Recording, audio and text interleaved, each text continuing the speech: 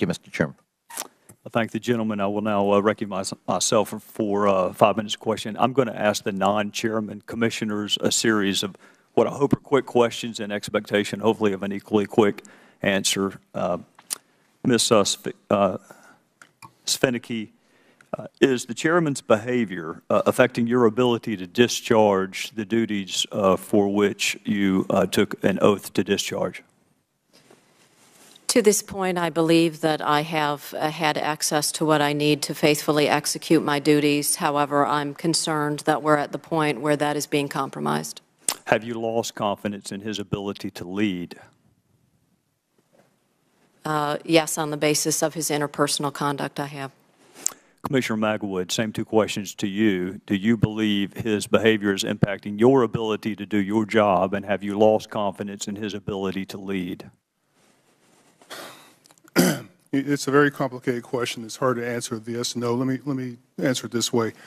I think that I think that over the time that I've been a commissioner, I've been able to get information that gives me enough confidence to make votes and to make decisions. There have been times when getting the information has been more difficult than I think it should have been. My biggest concern is there always is the chance that there's some piece of information I just didn't even know existed that never got to me. So as far as I know, I've had the ability to make decisions fully informed. I have questions, I have doubts, and I have concerns. Commissioner Ostendorf. My concerns with respect to the chairman's style have been primarily that his interface with our NRC staff has been abrasive. He uses the term passionate. I would say it has prevented staff from feeling comfortable they can bring forth their best views and recommendations to the Commission. From that standpoint, I think that's a grave concern. Have you lost confidence in his ability to lead? At this stage, I have, yes. Commissioner Ospitolakis. So far, my votes have not been affected adversely by any actions by the chairman. In fact, in the letter to the chief of staff, we said that there may be some harm in the future if this continues. I believe if the chairman lets the staff send us their true views when various issues come before the Commission, and if he also controls his temper a little bit, he can continue to lead the Commission. Chairman, there was an apology issued. I don't know whether you drafted it or the White House drafted it. Who drafted your apology? I prepared a letter that I sent to Mr. Daley. I'm not sure if that's the letter you're referring to. Have you apologized more than once? I have indicated to Mr. Daley in that letter that I was sorry for the distraction that this has caused. Is that the only thing you're sorry for, is the distraction? Do you admit any of the conduct that's been alleged this morning? If, again, many of these accusations I'm hearing for the first time. Well, that doesn't impact whether they're true or not. The fact that you haven't heard them yet doesn't mean they're not true. My question is simple. Are they true?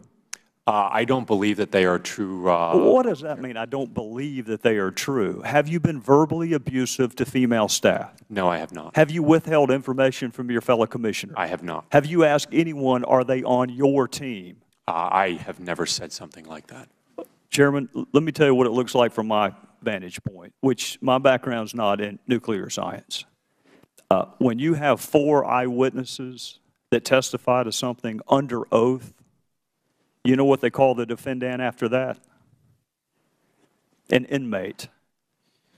4 eyewitnesses to the conduct.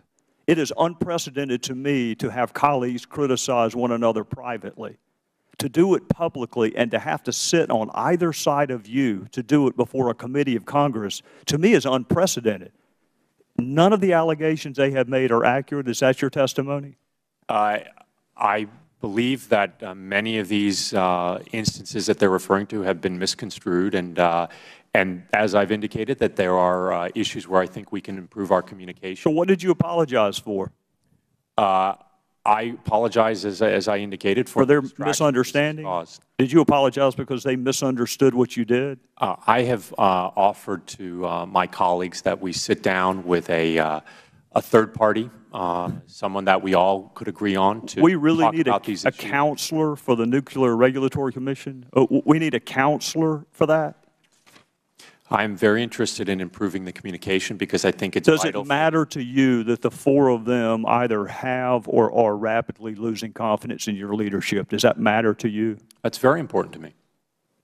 And it's something that I'm very interested in working on. But you deny the allegations that they testified to under oath.